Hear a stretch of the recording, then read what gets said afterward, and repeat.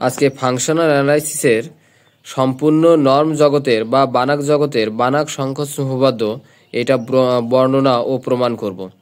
তো বর্ণনা হচ্ছে, মনে করি এক্স একটি বানাক জগৎ, ধরি এক্স এর উপর টি একটি সংকোচন, তাহলে টি এর উপর একটি বিন্দু এক্স থাকবে। প্রমাণ, মনে করি যে এক্স এর উপর একটি ইচ্ছামূলক উপাদান হচ্ছে এক্স নট, যেখানে x not belongs to x, মানে এক্স নট এক্স এর মধ্যে অন্তর্ভুক্ত থাকবে। নিম্নে পুনরাবৃত্ত অনুক্রম এক্স এন সংজ্ঞায়িত করি। এখানে ধরি যে x one equal to t x naught, তাহলে এখানে x two equal to t x one এবং x three equal to t x two, আর এখানে t n equal to t x n minus one, এটাকে দিলাম আমরা 1 নম্বর সমীকরণ। এখন x one equal to t x naught এবং x two equal to t x one, আর যেখানে এক্স ওয়ান এর মান হচ্ছে টি এক্স ওয়ান, তাহলে t into t x naught, তাহলে হচ্ছে টি স্কোয়ার এক্স নট, এবং x three equal to t x two, আর এখানে টিটা রেখে দিলাম, আর এক্স টুর মান হচ্ছে টি স্কোয়ার এক্স নট, তাহলে এখানে টি কিউ এক্স নট। আর তাহলে একইভাবে টি এন সমান টি এন এক্স নট, এটাকে দিলাম আমরা 2 নম্বর সমীকরণ। এখন 1 নম্বর ও 2 নম্বর সমীকরণ হতে যে x two minus x one সমান লেখা যায় t x one minus t x naught, এটা লেখা যায়।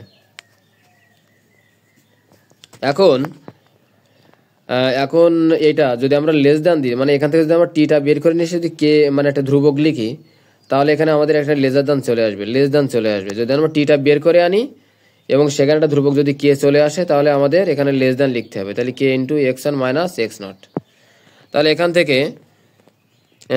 থেকে হলো x three minus x two t x two minus t x naught, এখানে less than k x two minus x one, এবং এখানে এক্স টু মাইনাস এক্স ওয়ানের মানটা হচ্ছে k into x one minus x naught. তাহলে এখানে এই যে এক্স টু মাইনাস এক্স ওয়ানের মানটা বসিয়ে দিলে হবে কে স্কোয়ার, আগের থেকে একটা কে ছিল k square x one minus x naught. তাহলে একইভাবে x four minus x three সমান হচ্ছে less than k q x one minus x naught, মানে এখানে সর্বনিম্ন যে মানটা এইখানে হবে কে এর পাওয়ারে সেই মানটা, তাহলে এখানে x equal to k q x one minus x not.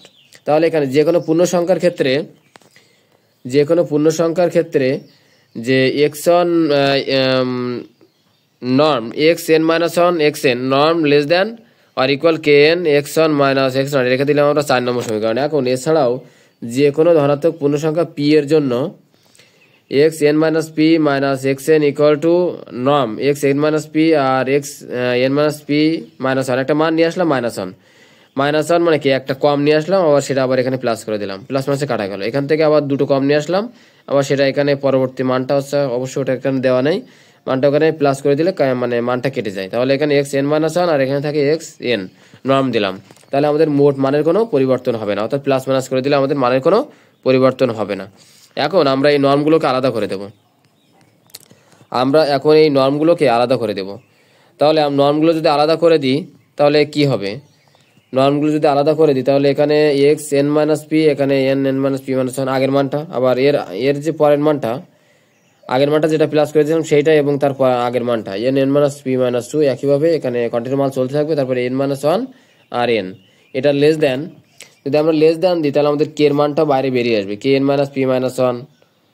আবার এখানে মানে আমাদের পরের মানটা, কিন্তু এই যে পরের মানটা ওইটা থাকবে কে এর পাওয়ারে, এখানে পরের মানটা থাকবে কে এর পাওয়ারে থাকবে, তাহলে k n minus p minus one, আবার k n plus p minus two, ঠিক আছে এইভাবে। এখানে একটা মাইনাস হবে, plus p minus two plus continue k n. তাহলে এখানে এই মানটা যদি আমরা বের করে নিই তাহলে এখানে থাকবে x one minus x not, ঠিক আছে। তাহলে এখানে less than or equal k n one minus one plus k square continue k N, মানে এখানে একটা আমাদের এই যে কে এনটা কমন নিলে এখানে one plus k square plus continue k n থাকে, আর এখানে x one minus x naught less than. এখান থেকে যদি আমরা ওয়ান প্লাস কে স্কোয়ার সূত্র করি তাহলে আমাদের এই মানটা আসবে যে one plus k to the power p by one plus one minus k, এটা হলো আমাদের একটা সূত্র। এক্স ওয়ান মাইনাস এক্স নটটা থেকে যাবে এবং লেস দেন আর equal k n one by k x one minus x naught এবং less than zero less than k less than one. তাহলে এখানে k 0 less than k less than 1, যেখানে কে to the power N মানে কে এর মানটা হচ্ছে 0 এর চেয়ে বড় এবং 1 এর চেয়ে ছোট, k to the power n by 1 minus k থাকবে, আর এখানে এক্স ওয়ান মাইনাস এক্স নটটা থেকে যাবে। তাহলে এখানে যেহেতু কে এর মানটা 0 এর চেয়ে বড় এবং 1 এর চেয়ে ছোট, তাহলে k N belongs to 0 tends to 0 এবং N belongs to infinity, N এর মানটা ইনফিনিটির সমান।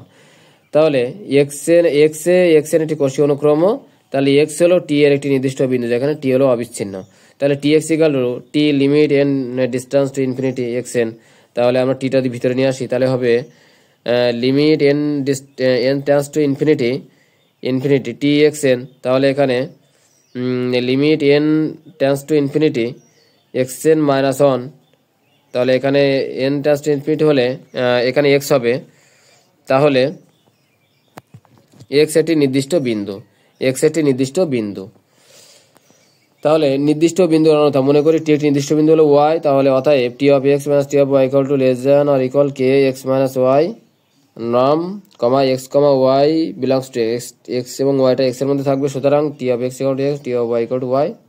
তাহলে এখানে অতএব t of x minus t of y norm equal to x minus y, এটাকে আমি 1 নম্বর সমীকরণ, যেহেতু আমাদের টি of x equal to x ছিল এবং t of y equal to y ছিল, তাহলে x minus y equal to, যদি এখান থেকে আমরা যদি একটা ধ্রুবক বের করে নিয়ে আসি টিটা, তাহলে এখানে কে হয়ে যাবে লেস দ্যান চলে আসবে k norm x minus y norm 1 less than or equal k. তাহলে এখান থেকে অতএব x minus 1 norm equal to 0 এবং x equal to y, t এর একটি নির্দিষ্ট বিন্দু অনন্য।